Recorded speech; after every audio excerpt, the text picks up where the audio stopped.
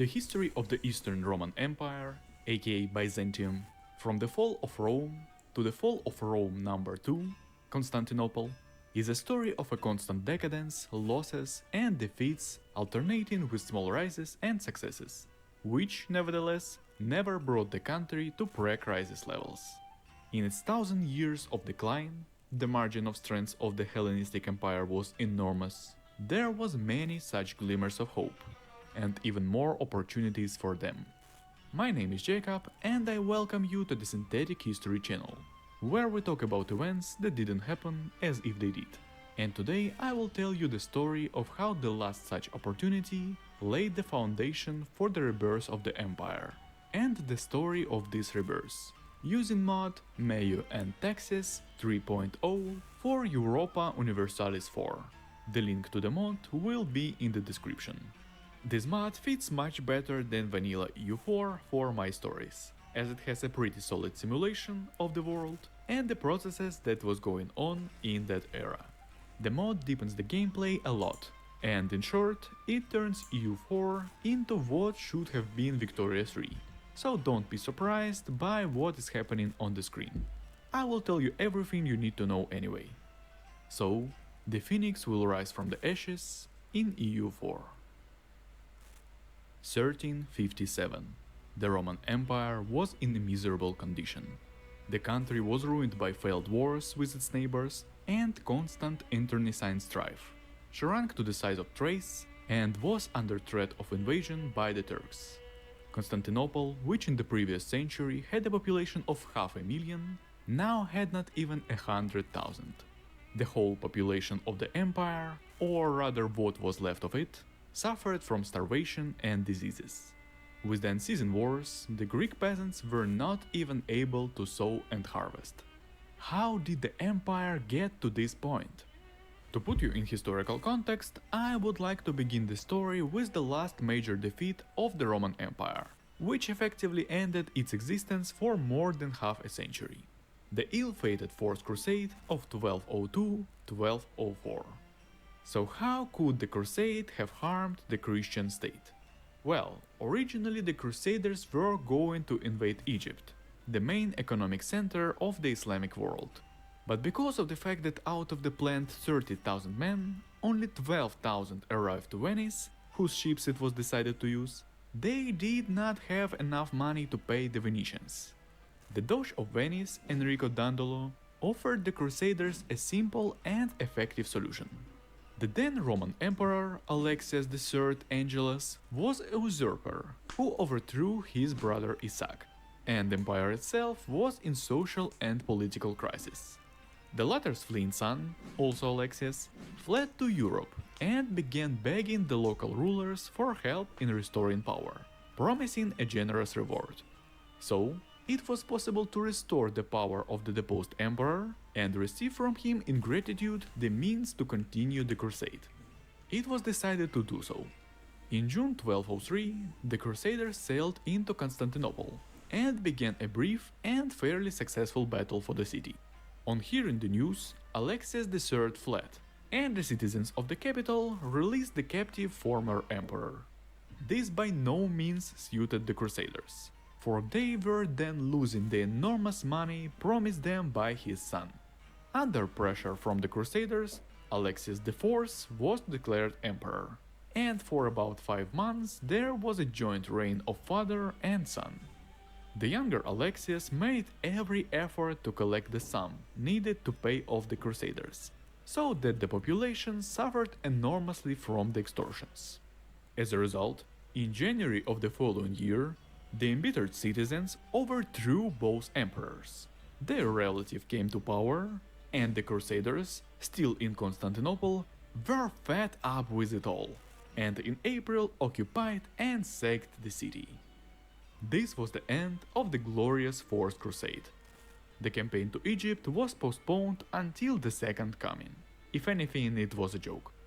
As a result, the Roman Empire was abolished. The Latin Empire, led by Baldwin of Flanders, was set up in its place, and large territories that did not recognize the authority of foreigners broke away from this new state. One of these territories was the so-called Nicaea Empire, located in Asia Minor. These guys liked to call their states the size of Ireland empires. So, it was it, despite its unenviable position between the hammer in the form of the Latin Empire and the anvil in the form of the Turkish Sultanate of Rome, which was to return the old lands. How did they do it? There were several reasons. First, the Nicaea Empire was a militaristic state, which through a system of military settlers, the Acritae, roughly speaking armed peasants, held back the Turks in the east. Second, the unsustainability of the Latin Empire as a state. The combination of European feudalism and Roman bureaucracy, multiplied by Venetian commercial and political influence, clearly did not offer much promise. By the second quarter of the century, the Latin Empire had lost most of its possessions in Asia Minor and Europe. Third, the Mongols. At this time, they had just invaded Anatolia and conquered Rome. The Ured state continued to exist, but under Mongol rule it posed no threat to Nicaea. Thus, the rulers of the latter were given every opportunity to restore the empire. And it happened. In 1246, they defeated the Bulgarians and seized substantial lands in the Balkans. And already under Michael VIII Palaiologos, the founder of a new dynasty, in 1261, essentially a couple of hundred soldiers took Constantinople without a fight. Michael soon declared himself autocrator, Emperor of Rome. And it would seem everything was now settled. The empire was saved, but the problems with the capture of Constantinople only grew. To invade the city, they needed a fleet, and Michael made a treaty with Venice's main rival, Genoa. In exchange for their fleet, the Genoese received trade privileges and trading posts in the Aegean and the Black Seas. This contract was a deal with the devil for Rome. The country's economy has lost a lot from the monopoly of the Genoese. And the most frustrating thing is that Michael did not need a fleet. As I said, the city fell without a fight. The attitude of the Catholic world to Rome deteriorated greatly. In 50 years, everyone had kind of grown used to the fact that Constantinople was theirs. But in fact, the Europeans were not really a threat to the empire. No one wanted to fight for this city. But it's clear to us that they were no longer a threat, while Michael thought otherwise. Most of the army and funds were sent to the European direction. And in general, the Asia Minor part of the empire was let loose. The system of Acritae, disloyal to the new dynasty, Michael, previously just a regent for the young emperor, in fact, simply usurped the throne, was dissolved. There started Turk raids, and large taxes were collected from the local population for the reconstruction of the capital. The Palaiologi, having returned Constantinople, again began to focus on the aristocratic bureaucracy, ignoring the interests of the peasants. All this clearly did not help the rebuilding of the empire. Over 40 years, the country experienced several revolts, did not regain any new lands, and by the 14th century, lost most of Asia Minor, where after the actual collapse of the Rome Sultanate, formed a whole bunch of beyliks, Turkish principalities, fighting among themselves and with the empire for land. And often, the local cities surrendered to the Turks without a fight, preferring to live under their rule. And this situation speaks volumes. The most powerful of these principalities was the Ottoman Beylik, which by 1336 had conquered most of the remaining eastern lands of the empire and threatened the European part of the country. Since the 1300s, the country roads in neglected and poorly guarded eastern Thrace were flooded by nomadic bands of independent Turks and Turkmens, who were landed by Turkish pirates and who plundered settlements and food carts bound for Constantinople. Then the Serbs came to the party as well. Their ruler, Stefan Dušan, launched an invasion of Rome and declared himself emperor of the Serbs and Greeks. He was able to subdue Bulgaria and seize vast lands in the south as far south as Attica, which was still under European control. However, the Greek population did not really like this upstart barbarian. The cities rarely surrendered without a fight and rebelled at the first opportunity. Ironically, the attitude towards the Muslim Turks was better than towards the Slavic brethren, who until recently were subjects of the empire. The former occupied Gallipoli in 1355, taking advantage of the earthquake that destroyed the wall of the local fortress, and gained control of the Hellespont Strait. Nor should we forget the Black Death pandemic, which was just at the time sweeping across Europe. In general, the empire was on the verge of death. But it was not destined to die, exactly the opposite. And so we return to January 1357, which is considered the year of the beginning of Rome's revival. By 1357, the then Emperor John V was able to get rid of his pro-Turkish co-emperor regent and become the sole ruler of the empire. The system of co-emperors, by the way, which had existed almost since the 3rd century and was created to prevent tyranny and improve the succession of power, as if you die and your son had already ruled before your death, the chance of him being overthrown was reduced. Quite reasonable. In fact, it only increased the number of civil wars and coups. Because when two people have unlimited power, any conflict between them is a priori unresolvable from the outside. Anyway, in 1357, the opportunity for Rome to regain the land in the Balkans presented itself. The cool Stefan died, and the civil war broke out between his son and brother. In February, John declared war on Serbia. Roman troops defeated the Serbs sent here and besieged the city of Voden. The empire did not fear a step in the back from the Turks. In exchange for naval help in saving Ottoman Prince Halil, they promised the truce Rome needed. Halil was betrothed to John's daughter, and was in fact a pro-Roman candidate for heir to the Beylik, and the betrothed by the way were cousins. Thus, Rome tried to intermarry with the Ottomans and thus absorb them. And there was a real chance of forming some kind of Roman-Turkish symbiosis. Halil never became the heir, though, and the symbiosis did not happen. But it was not important for the future of Rome. After the capture of Voden and the several more victories over the Serbs, they agreed to return the lands of Macedonia to the empire. John immediately declared war on the second weakened Serbian faction and took control of central Greece without a fight.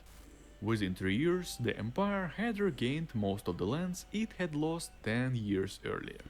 Serbia, where the civil war had ended, still had a decent amount of power, but it was not a clear threat. In addition, the alliance concluded with Bulgaria strengthened the country's defenses, both against the Serbs and against the Turks. The latter, learning about the strengthening of Rome, were preparing for a major war. In June 1362, it began. Thanks to the support of the Bulgarians, the forces were roughly equal. Because of this, no one wanted to initiate a general battle, and the course of the war was determined by who would be the quicker to seize the fortresses and cities. However, since the most important cities of both sides were either coastal or fairly close to the sea, the navy played a very important role in this war, and the Roman fleet was more powerful. The following year, the capital of the Ottomans, the city of Prusa, fell. Under this case, realizing that there was a real chance of defeating the most successful Beylik, the Eretniks entered the war against the Ottomans, and a year later the Karaman also joined this war. The new ruler of the Ottomans, Murad, who killed his brother, the very same Halil, and declared himself the first Ottoman Sultan, was furious at such a blow, and decided to throw all his forces against them. Because of this, he made considerable concessions to John, who might have wanted to continue the war, but couldn't lead it further. He was running out of money and manpower, so that peace can be said to be a life-saving, and as it turned out later, a turning point in the history of Rome. The coastal strip of the Sea of Marmara was returned to the empire, so now Thrace was protected from the raids of the Turks. The population of the empire was finally able to return to normal life, and the revenues to the treasury exceeded expenditures. With the return of full control of the straits between the Black Sea and the Mediterranean, the Venetians offered the emperor money for trade privileges. Although the agreement was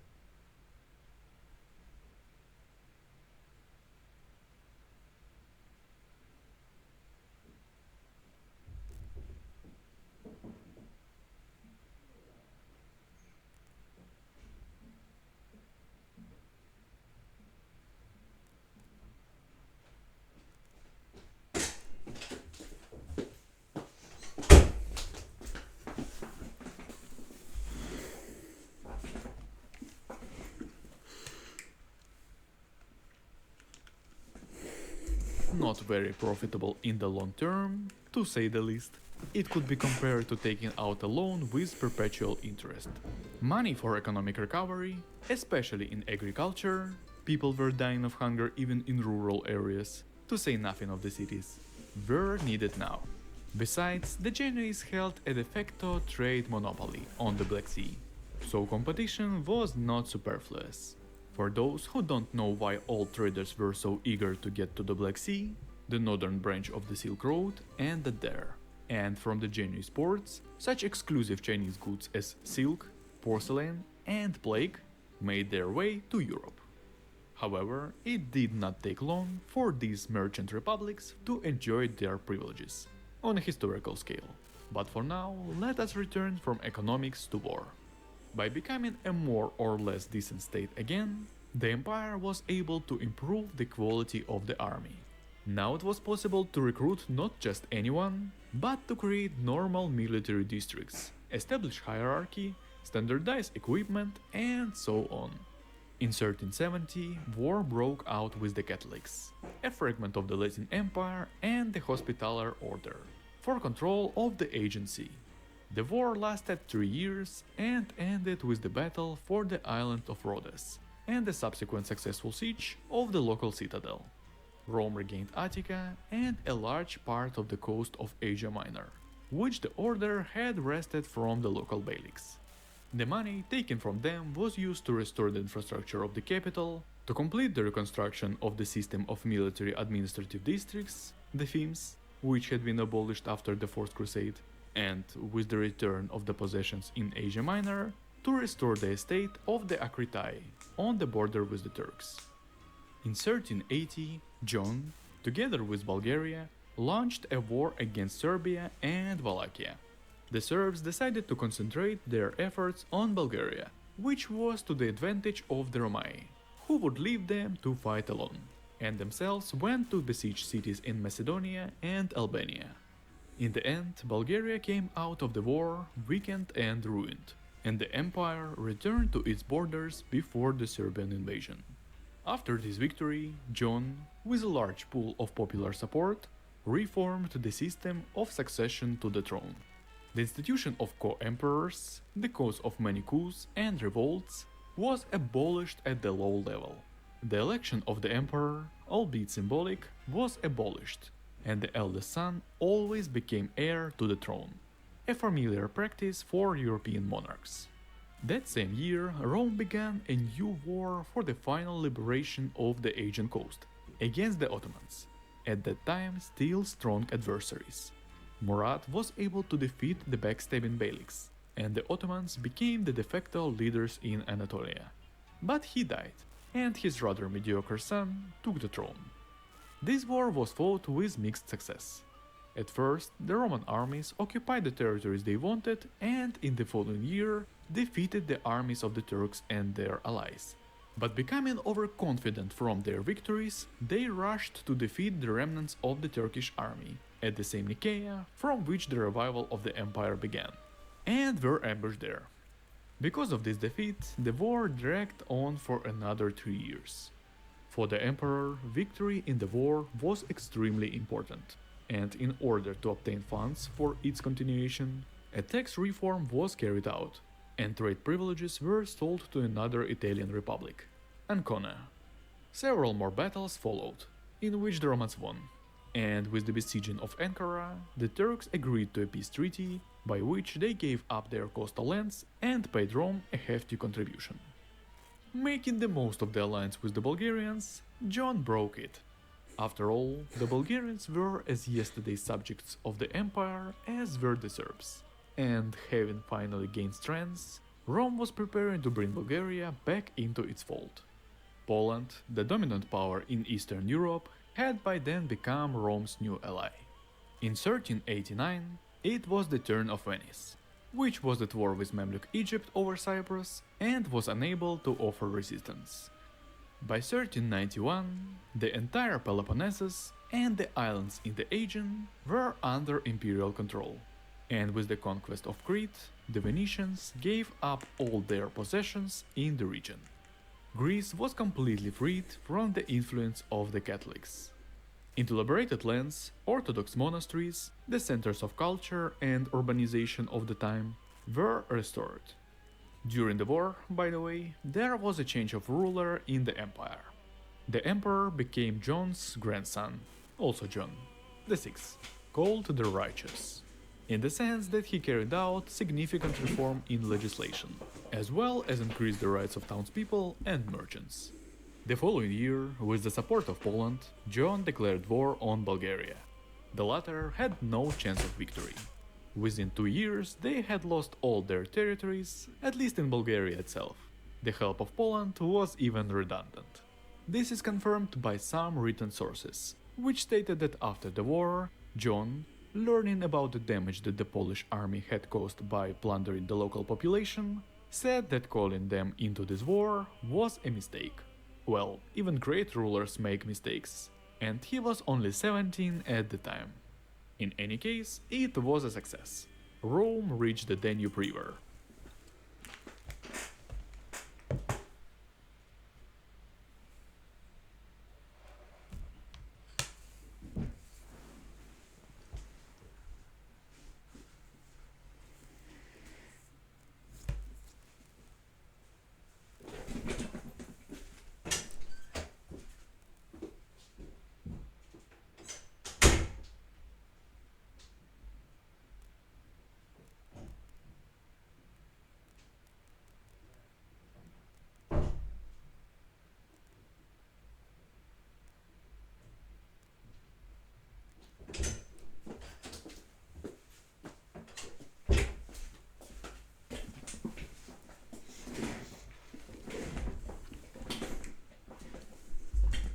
The ancient frontier of the empire, and the empire itself began to be spoken of again as a great power. Its neighbors, Hungary, Bosnia, Naples, and most importantly, Genoa, even formed an anti-Roman coalition for a time, fearing their further expansion. This gave an impetus to the development of local trade and the reform of commerce. Bureaucratic restrictions on commercial activity were reduced, and burghers were exempted from paying taxes for 5 years. This quickly yielded results. By the next century, their net profits had almost tripled. As I have already said, John during his reign generally relied mainly on townspeople and cities, and the privileges and autonomy of large landowners, on the contrary, reduced. The same tendency, by the way, was seen in the following rulers of the empire. The reason was quite simple. They hindered the development of the state. During the non-existence of Rome, and then a century of constant crisis, and in general since the 10th century with the emergence of the theme system, the local landlords have become much more like European feudal lords, had their own militia, and were virtually independent of the imperial bureaucracy. And although the fusion of military and civil power on the ground, which was characteristic of feudalism, was effective in hard times, by the 15th century, when the existence of the empire was not threatened, this fusion began to be fought. Because of this, the army suffered for a long time. It suffered in terms of numbers. The Roman army at the time consisted of the aristocracy and volunteers hired mostly from the countryside, the abode of landlords who did not support the new reforms, to put it mildly. So its numbers for a long time did not exceed the pre-Crusade indicators of 50,000 people. And about 250,000 in the 11th century, there was not even a talk. However, the armies of the Europeans were the same, and the neighbors of Rome were still small countries. So a small army didn't prevent them from waging war. In the first quarter of the 1400s, this army secured a series of easy victories and conquests. Occupied Dobruja, a former vassal of Bulgaria, defeated a major Bulgarian uprising, plundered Kiev in revenge against Poland in their war against the Ruthenian states, took the Serbian territories from Bosnia, the city of Dyrrhachium and Ionian islands from Naples, finished off Bulgaria, subdued Ragusa, a trading republic on the Adriatic, destroyed the small beyliks in southwest Asia Minor, and conquered all the non-Genoese possessions in the Crimea. Benefiting from popular support after these successes, new reforms were carried out as usual, particularly a reform of the tax administration, primarily in the countryside. After the Second War with Naples in 1419-22, the empire took Apulia from the first, thus gaining a gateway to the Adriatic and a bridgehead for the return of Italy. This is where Europeans, primarily Italians, got nervous. This event caused them mixed feelings. If the return to the Empire of the Balkans did not surprise anyone, after all, these lands have been part of it, one might say, forever, and they did not care about the Orthodox living there. The southern Italy was lost by it in the 11th century and had already entered into the Western cultural world, so to speak. And there, in the Western cultural world, was the beginning of a trend to return to Rome, the very Rome of antiquity, with its philosophers, art, politics, science, and everything else. A return to man and humanity. That's right, I'm talking about the Renaissance. And in then Rome, after the return of Constantinople, there was exactly the same turn to antiquity, to Hellenism, known as the Paleologan Renaissance. And under John VI, this trend only intensified. For example, one of the emperor's advisors, the Albanian philosopher Julian Iagares, had read the classics and proposed a return to polytheism and the organization of a state in the manner of the Platonic Republic. In the last century he would have been burned as a heretic, and that would have been the end of story. He, on the contrary, led a delegation to Italy as the empire's cultural representative, which included many famous artists, philosophers, and theologians. He also carried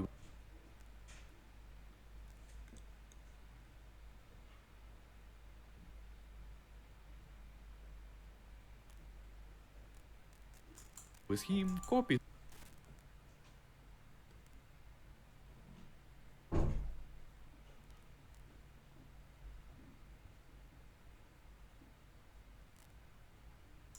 of the works of ancient philosophers, all kinds of paintings, statues, and so forth.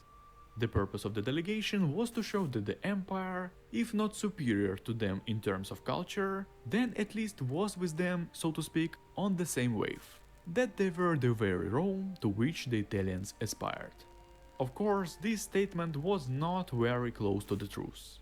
Take for example the official language of the empire, Greek, which was not like Latin languages, and nobody actually spoke Latin since 7th century.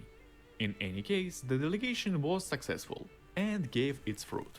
The Italian states were divided and no united anti-Roman coalition was formed, at least not yet, and strong diplomatic and cultural ties were established with Europe as well. Thanks to them, in 1434, the technology of a printing press found its way to Constantinople, and the first state printing house was opened, which gave the solution to a problem which had been haunting the educated people of the empire for a very long time, for about 400 years.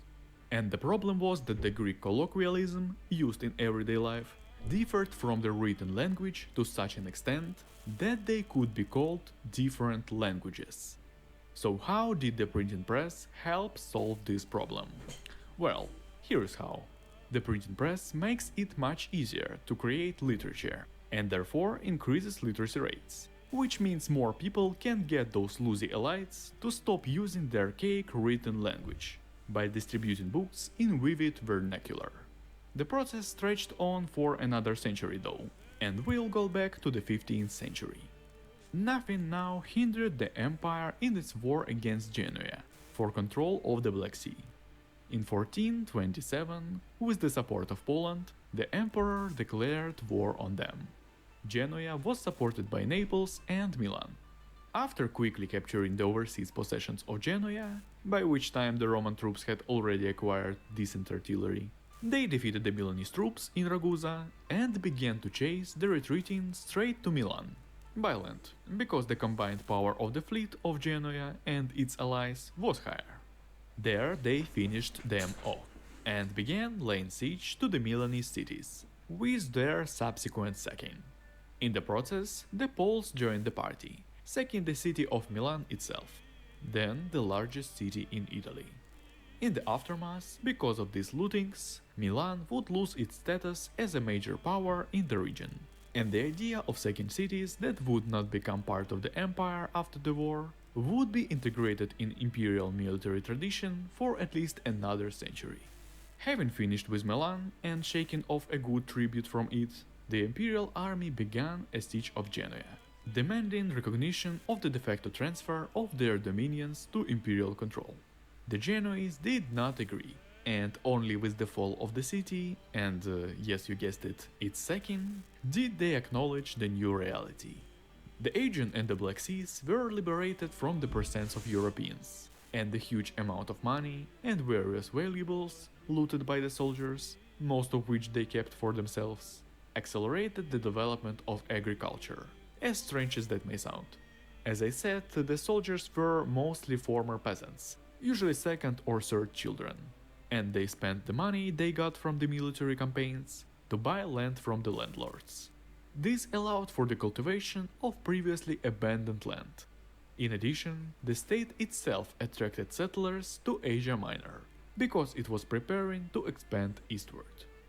At this time, the Ottomans' main ally, the Golden Horde, was just in a state of civil war due to the termination of the Chinggisid dynastic line, and the Ottomans themselves, while beginning to feel the power vacuum created after Timur's death, were not a problem. At this time, John died, and Thomas the Pious, a generally good ruler, ascended the throne. 6 months later, he declared war on the Turks for the liberation of lands lost by the empire back in the 11th century. Imperial troops invaded their possessions and, meeting no resistance, occupied central Anatolia while the Poles fought the Horde. However, having relaxed from ease of war and having sent half of army on the Balkans, Romans have suffered defeat in battle.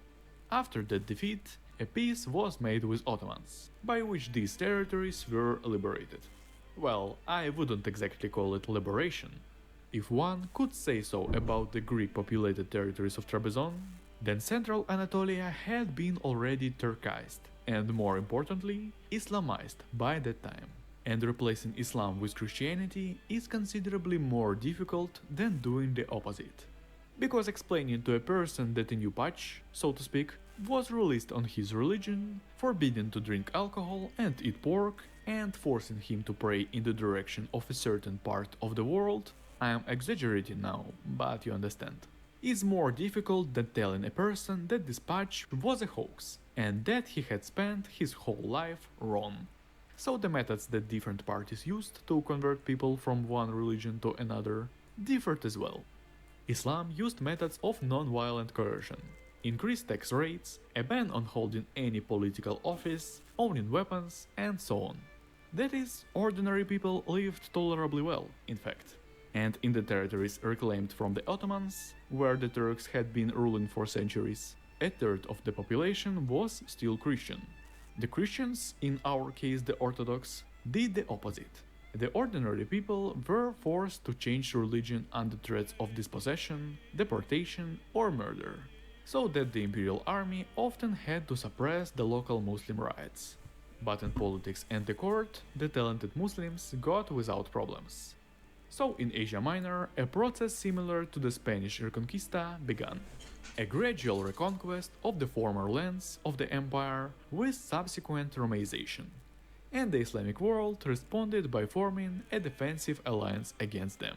So for another couple of decades, the empire did not turn its gaze to the east, especially since Europe was far more interesting. During the reign of Thomas, the Roman armies in the Polish Wars managed to plunder Rus, Bohemia and Germany. Not very pious, but what can I say? The specifics of the time. In addition to European wealth, European ideas continued to flow into Constantinople. The idea of commercialization, which had already conquered Europe, began to seep into the empire. And what is commerce? Commerce is trade, is banking, and everything that makes a profit.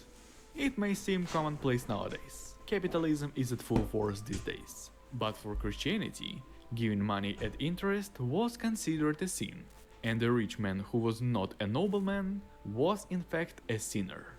Nevertheless, times were changing, and attitudes toward money were also changing. Money was no longer just for survival, but a tool for making even more money. Money as an end in itself was the new motto of the rich. And at the cutting edge of this progress was the Republic of Florence, succeeding in everything from banking and manufacturing to architecture and art. It was with them that Constantinople took the example, when it created new laws. The commercial codex was, one might say, almost entirely copied from the Florentine, and the local laws of self-government of the Republic were combined with the imperial bureaucracy, giving rise to an excellent system of municipal government, still very long unmatched in efficiency. The empire as a whole enjoyed peaceful times. During this time, Thomas improved the overall professionalism of the army by establishing an officers' school at Constantinople and what we would now call a staff, where the course of war was planned in advance, and the coordination of troops located at different ends of the empire was carried out. The new army tested itself in the offensive war against the Turks, which began as early as 1467 and ended under the new emperor John VII, distinguished from his father by his love of war. Having won the decisive battle of Rizaion, the Roman army drove the Ottomans out of Asia Minor. But the Muslims were still in the region, in the form of the Mamluk Sultanate, the empire's number one enemy for the next century, which had seized land from the Turks. But the empire was not going to war with the Mamluks yet, they were too strong, while in Europe they could fight without too much trouble. In the two wars of 1471-73 and 1483-86, the army marched on Naples, taking from them, so to speak, a sock of the Apennine Peninsula and then Naples itself. And between these wars, in 2 years, took from Hungary the rest of Serbia. In 1478, they repeated their legendary tour of Bohemia. In 1487, the War of Poland against the Ottomans began, in which Rome entered as usual. The war passed without noteworthy moments. Rome even gained some land in Armenia. But we are interested in what this war revealed. By this moment, as you may notice, the empire has expanded quite a lot. And to get from the newly conquered Naples to Trebizond, traveling by the optimal way, by sea, there were no decent roads even near the capital, let alone the provinces. It took 2 months. A lot can happen in 2 months. Besides, it's a journey only from port to port. In general, it was becoming expensive to drive an army from one end of the empire to the other. The obvious solution was to increase the number of troops, so that each army was stationed in its own region, and only in case of great need would move to the other. And to do this, it was necessary to change the way the army was recruited. The necessary reform of the army began under John, and was completed under his son Procopius. And its essence was this. Instead of waiting for a volunteer to enlist, the army itself would come to the potential soldier, usually in a pub. At the same time as this reform, a new system of army ranks, independent of nobility, was organized, which, together with John's complete liberation of peasants from hereditary obligations to landlords 10 years earlier, and earlier reforms, created a remarkable instrument of social mobility and gave the empire room for further expansion. In the process, the army tested itself on the Mamluk Sultanate, which at this point was in internal political crisis and had insubordinate vassals on its borders. Because of this, the Roman army occupied their possessions in Anatolia, meeting almost no resistance. But the most interesting thing happened next. While the Mamluks were gathering forces for a counterattack, the Romans loaded onto ships and landed directly in Egypt. Exactly what the Crusaders wanted to do in the Fourth Crusade, by the way. First they plundered the coast, and then they reached the capital of the Mamluks, the largest city of the Islamic world, Heliopolis, then called Cairo, and plundered it as well. The war continued for another 2 years until the Mamluks agreed to the terms of Rome. But the Mamluks would not recover from this blow. And no wonder, only according to official data, after these lootings, treasury of Rome was replenished by 7 annual budgets of the entire empire. And the soldiers took to themselves at least 5 times more. The money received went to complete the reform of the army. And just in time, Procopius wanted to capture Rome, the ancient capital of the empire, by 1500. A round date, after all, and the army of a new type was needed for the war with the superior enemy, because Poland could not and did not want to fight against the head of its church, and France, which at that time effectively controlled the Pope, was preparing to defend him. The emperor personally led the attack on the Eternal City, and in 3 months he occupied it. The first Rome was not spared by time even more than the second. In the city lived only 30,000 people. The city, of course, was not violated after the capture. Procopius forbade the army to plunder it. The French, who were to come to the aid of the Pope, instead attacked the empire through Illyria, and the emperor, leaving part of the troops in Italy, hurried to fight them back. Having defeated the army of the French king, the emperor forced him to acknowledge the return of Rome to Rome. In honor of this victory, the city was renamed Ionia Polis, meaning Eternal City. Then the empire took from the Timurids, who by some miracle had preserved the land in the region, these weary lands, and finished off Naples, sacking Genoa again along the way. In 1511, the Second Roman Mamluk War began. The course of the war was almost entirely repeated, except that the troops now reached Egypt on foot, looting Syria and Palestine along the way. After the second sacking of Heliopolis, the Mamluks recognized the empire's sovereignty over Syria, nearly 9 centuries after its conquest by the Arabs. Procopius, who at the time was still leading the army, decided along the way to conquer Georgia from Ottomans. But during the siege of a fortress in the mountains, he caught a fever and died. That is why emperors usually did not lead armies. Regent under the young emperor John VIII was his mother Irene Karatzas. During her reign, the country not only did not fall apart, as it often did, but even continued to develop. Under her reign, for example, the construction of the capital in Constantinople, the future administrative center of the empire, began. Oh yes, the war with the Ottomans ended with the liberation of Georgian and Armenian lands. Under Irene, there were also 2 more wars. First against the Pope and France, in which the French suffered another defeat, and then the war against Sicily, which was a vassal of Aragon, which was a junior partner in the union with Castile, which was an ally of France. Yes, you got that right. France had broken the truce, and all these guys ended up in a war against Rome. The balance of power was, to put it mildly, not on the side of the empire. Besides, 1/3 of Roman troops were engaged at the time in suppressing rebellions in Asia, and everybody was sure that this alliance would win. Yet, the imperial army first defeated several armies of the French vassals and then won a decisive victory at the Battle of Amitern. defeating a threefold large coalition force led by the French king. This victory was a triumph for the imperial war machine, and many Europeans realized that even a coalition of the two strongest Catholic powers was not enough to defeat Rome. Europe began a process of copying the Roman model of army, which was not successful for a long time yet. Because one could not copy only tactics and weapons, one had to copy the whole state system, and, so to speak, take the army away from the nobility. Although the war lasted another 3 years, with both victories and defeats, that battle was decisive. As a result of the war, Sicily was returning to Rome, and Europe lost access to the eastern Mediterranean. The loss of European traders, especially the Spaniards, to the lucrative trade with the East through the Mediterranean, spurred them to develop oceanic trade through Africa.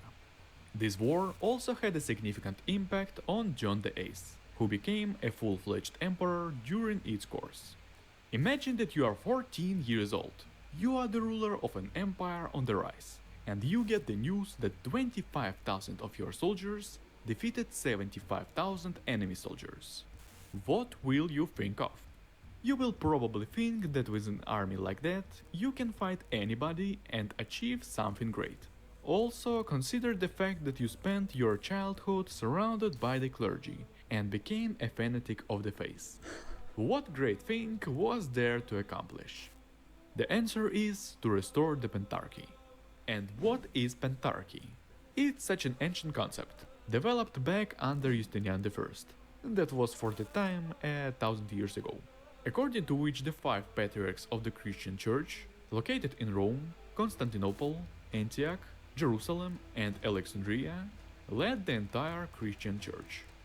Rome has been captured, Antioch has been captured, Egypt and Palestine need only be captured, and orthodoxy needs to be spread everywhere. And that's it, the Great Schism is over. Nevertheless, the idea was, to put it bluntly, unrealizable, because the conquest of Rome doesn't give power over the Pope, and therefore does not give unification of the churches. Meanwhile, in Europe, the Reformation was starting, and a bunch of new independent branches of Christianity were appearing, making the original idea all the more unrealizable. But since the concept practically coincided with the general course of expansion of the empire, it became John's goal. A special organization of evangelicals, much like the Spanish Inquisition, Nobody expects the Spanish Inquisition!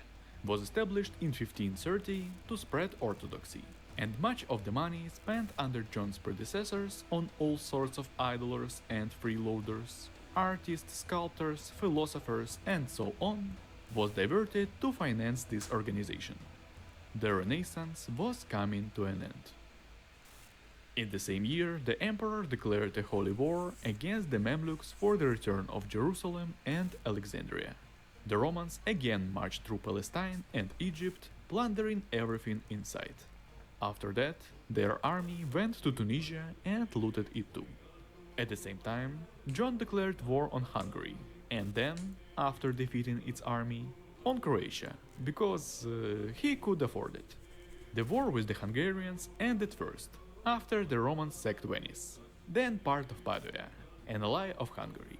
Much of what the Venetians had once stolen from the city during and after the Fourth Crusade, such as the sculpture of the Tetrarchs, made in the 4th century and depicting the four core emperors, was returned to Constantinople. According to the peace treaty, the new border with Hungary ran along the river Drava. 2 years later, Croatia was annexed, and another year later, most of Egypt, at least its population, as well as Libya and Palestine. The Christians finally regained the Holy City. Now all the cities of the Pentarchy came under Roman control, as John wanted. But since the liberated territories were inhabited by Muslims, the evangelicals needed to do missionary work there, so to speak. At first, the locals strongly resisted the new government, and even raised a major uprising, which had to be suppressed by the entire empire. And the idea of creating a pentarchy was postponed for a couple of decades. Moreover, after these wars, by 1540 there was formed the first united anti-Roman coalition between East and West, which seemed to be hanging by a thread. To maintain diplomatic relations at such a distance was a very impractical task. But no, it lasted 8 years, and probably would have existed even further, if not John, tired of waiting for the coalition to collapse, finally declared a war against them. And the war was going pretty well in general. In the east, the empire practically only defended itself. The local corps captured just one border fortress in Armenia, and concentrated its main forces on the west, and successfully took cities in central Italy. The emperor gave permission to plunder cities, and only the general commanding the local army saved Florence, the center of the declining Renaissance, from plunder. He was such a lover of art and architecture that he ordered the city not to be touched. Then he and his army sailed to Tunisia and ruthlessly looted it. Such a double standard. In general, the war lasted 4 years and ended with the conquest of the lands I have listed, and showed that the army should be increased even more, because the troops in the east were clearly insufficient, and the Arabs had a significant advantage there. In the same year, the Fourth War with the Mamluks began, as a result of which Tunisia lost territories in the eastern Mediterranean, which now became the inland sea of the empire, and Egypt was fully occupied. After this victory, John solemnly announced the restoration of the Pentarchy. The rebuilding of the Temple of the Holy Sepulchre, the largest church in the world at the time of its completion, began in Jerusalem in honor of the return of the Patriarch. In the 20 years since their formation, the evangelicals had had time to reach out to the local population in the conquered lands in the east, primarily in the cities, which were concentrations of local elites. The elites, at least before the rise of nationalism and the concept of nation in general, which happened in the 18th century, were usually the most adaptable, and often willingly changed religion to preserve their power, and even culture if they got hard pressed. There was an intensified Romanization of the population throughout the empire, especially the urban population, most of all in the Balkans and Anatolia, which had been reclaimed first. Although it would be more correct to say Hellenization, because they spoke Greek, but never mind.